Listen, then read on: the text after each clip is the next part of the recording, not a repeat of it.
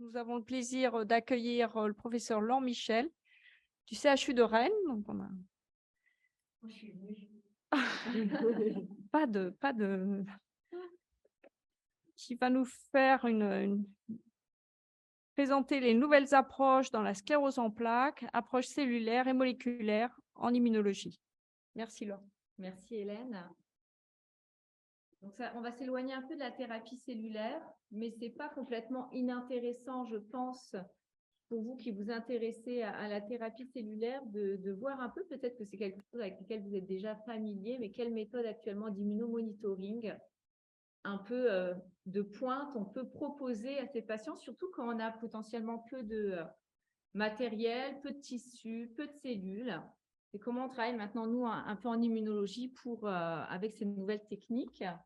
Donc, en fait, pourquoi on s'intéresse, on ne voit pas le titre, mais c'était un peu pourquoi finalement ce talk, il n'est pas inintéressant, même si on est un peu plus moins pointu en immunologie. Je pense que c'est important de savoir que les technologies, elles ont beaucoup évolué sur les 10-15 dernières années en immunologie. On continue à faire de la cytométrie en flux, bien sûr, mais maintenant, on a des techniques qui sont beaucoup plus évoluées et qui nous mettent face aussi à nos incompétences en termes d'analyse, parce qu'on se retrouve avec des nombres très, très importants de marqueurs à analyser, qui font qu'on a dû développer des compétences. Alors, pas forcément nous, mais en tout cas nos étudiants en bioinformatique, parce que ça nous permet maintenant d'avoir une vision d'ensemble très intégré du système immunitaire. Et il y a également des algorithmes qui permettent de faire des analyses maintenant d'interaction entre cellules immunitaires et donc d'avoir de meilleurs outils pour comprendre la physiopathologie des maladies, faire du biomarqueur discovery, mais également s'intéresser à des sous-populations qui sont très rares.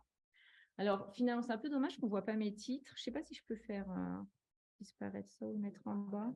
Je ne peux pas faire mieux. Bon, je pas de problème. Bon, je touche à rien, ce n'est pas très grave. Pour ce qui est des outils d'acquisition, en fait, pour faire un très, très rapide résumé, vous connaissez probablement la cytométrie en flux, qui est ce qu'on utilise le plus en immunologie. On utilise des anticorps liés à des fluorochromes, voilà, qui vont marquer des cellules immunitaires. Et une des limites, en fait, c'est le nombre d'anticorps qu'on peut mettre dans un même panel en raison du fait qu'il y a des overlaps de longueur d'onde entre les fluorochromes qui limitent un petit peu le nombre de marqueurs qu'on peut utiliser. Alors, en fait, ça, c'est bien, ça a été… alors maintenant, c'est vrai qu'il y a des nouveaux cytomètres, on peut mettre jusqu'à 25-30 marqueurs. Après, le design des panels peut être un peu compliqué. Et la cytométrie de masse, en fait, permet justement d'utiliser maintenant des anticorps qui sont liés à des métaux et qui permet de s'affranchir de ce problème d'overlap de longueur d'onde. Et on peut mettre jusqu'à 40, 50, 60 marqueurs en fonction du nombre de métaux qu'on a à disposition. Et enfin, ce qui est de plus en plus maintenant utilisé, c'est l'analyse transcriptomique à l'échelon unicellulaire, ce qu'on appelait le single cell RNA-seq.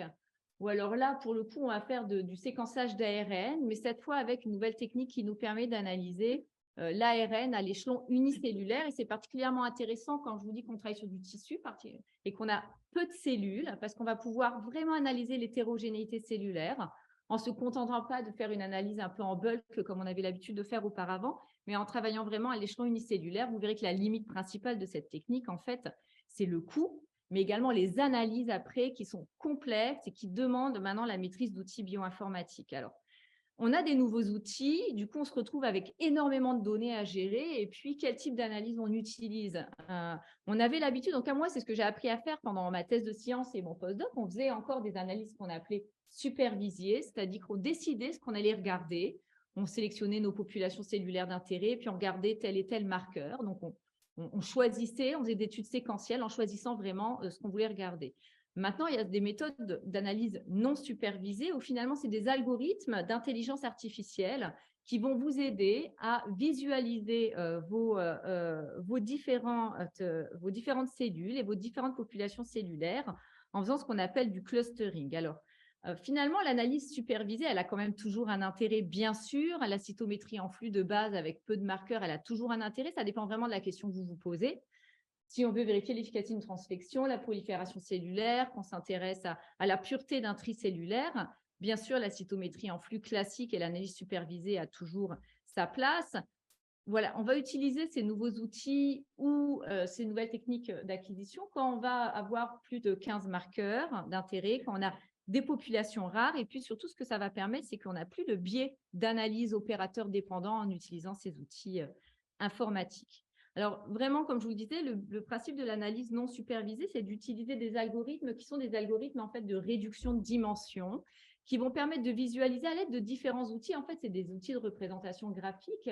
Ce qu'on appelle, vous voyez à gauche, c'est ce qu'on appelle des UMAP ou des VISNI. Et en fait, ce que vous voyez, c'est des clusters de cellules qui se ressemblent.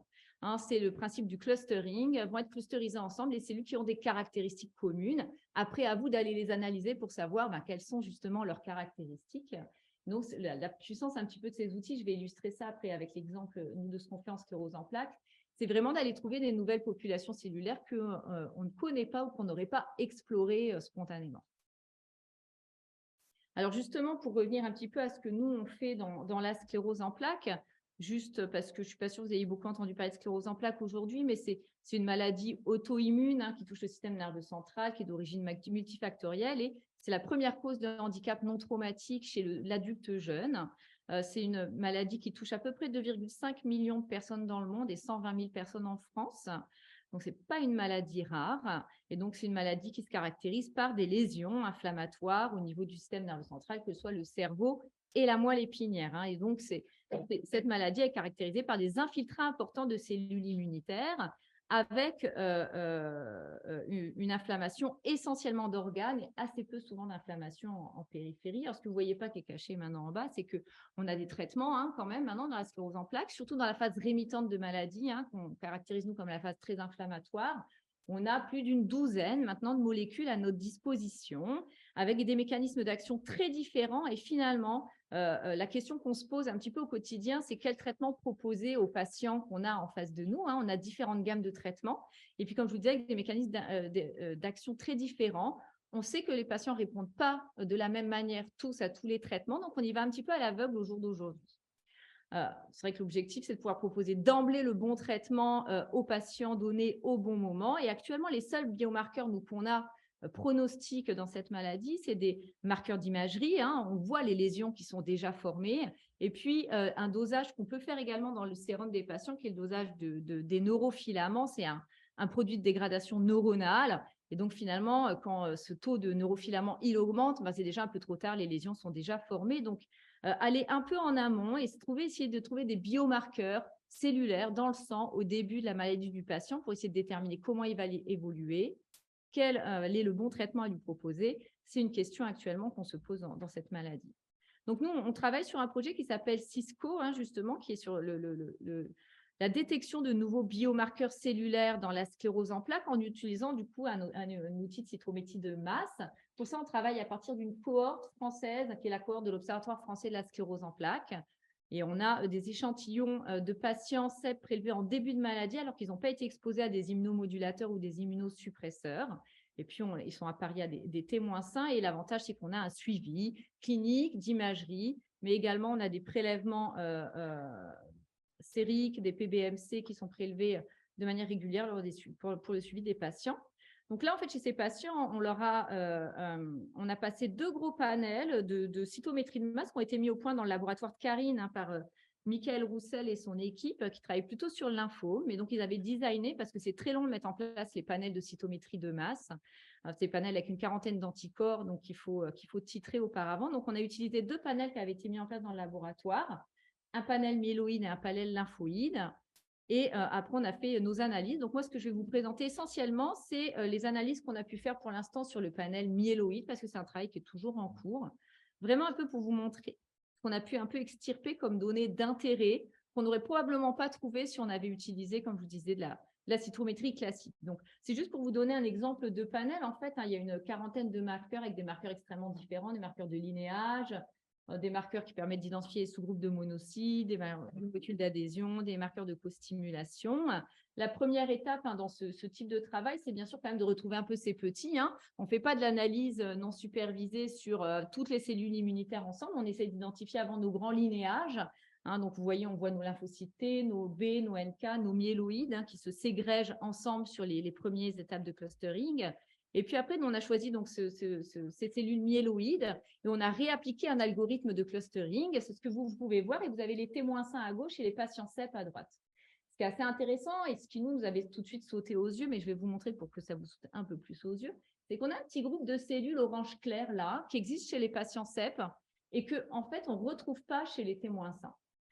Ce que vous ne voyez pas qui est marqué en dessous, c'est qu'on retrouve nos groupes de monocytes un petit peu classiques, ceux qui sont décrits dans la littérature, les monocytes classiques, non classiques, intermédiaires, avec l'expression des marqueurs qui sont connus.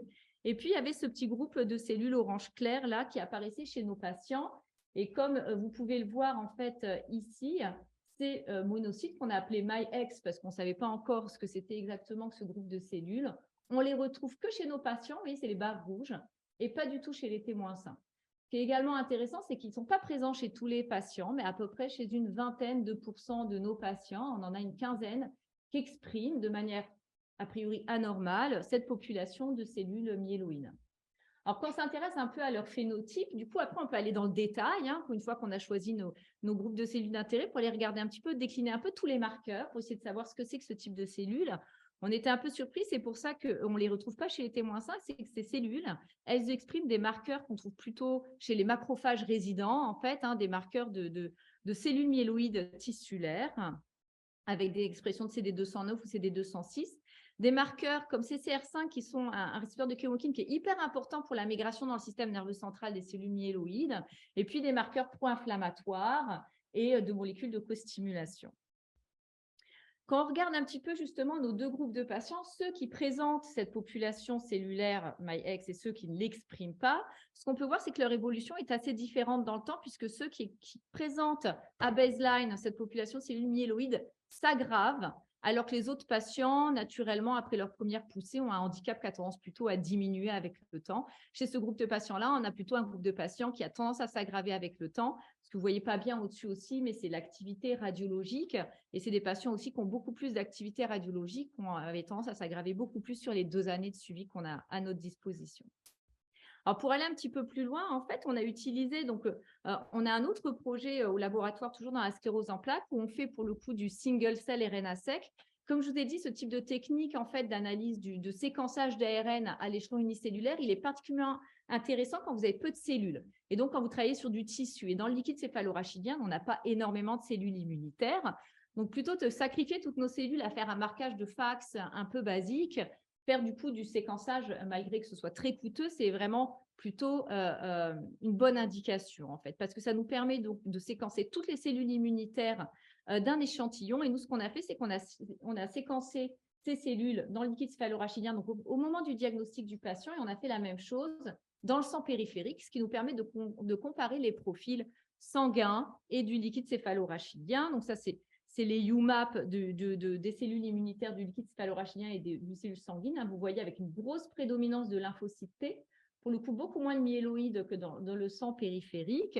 Et en fait, ce qui est intéressant, c'est qu'on a pu retrouver en fait nos cellules d'intérêt qui expriment ces marqueurs tissulaires, CD206 et CD209, dans notre liquide céphalorachidien. Donc, il semble que ce soit des cellules qui soient probablement impliquées dans la physiopathologie de la maladie. Et quand on utilise justement d'autres logiciels qui permettent de voir quelles sont les voies enrichies dans ces cellules myéloïdes, on voit qu'il y a surtout des voies de protéines impliquées dans la sclérose en plaques, de présentation antigénique en fait et de co-stimulation. Donc, en résumé, bien sûr, ces analyses non supervisées, elles sont intéressantes dépendamment de la question que vous posez, dépendamment du nombre de marqueurs. On ne fait pas de l'analyse non supervisée avec une dizaine de marqueurs. Pour le coup, ça a peu d'intérêt. Ce qu'il faut retenir, c'est que ça nécessite quand même d'appréhender certains outils bioinformatiques, potentiellement de coder dans R. Et en tout cas, si vous ne savez pas faire ça, il faut passer par des plateformes payantes de type Cytobank ou Omicu. La cytométrie de masse, je pense que vraiment l'avantage, c'est le nombre de marqueurs qui est assez important. Une fois que les panels sont mis en place, c'est pas plus difficile que de faire un fax. Il faut par contre envoyer du coup vos échantillons sur une plateforme qui a un cytomètre de masse. Nous, on les envoie à Curie.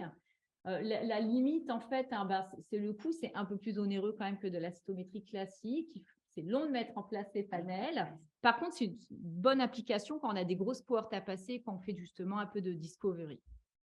Pour ce qui est du séquençage à l'échelon unicellulaire, je vous ai dit, l'avantage, c'est vraiment qu'on a besoin de peu de cellules, qu'on a tout de suite une très importante quantité d'informations et qu'on peut avoir les répertoires T et B si on séquence en 5'.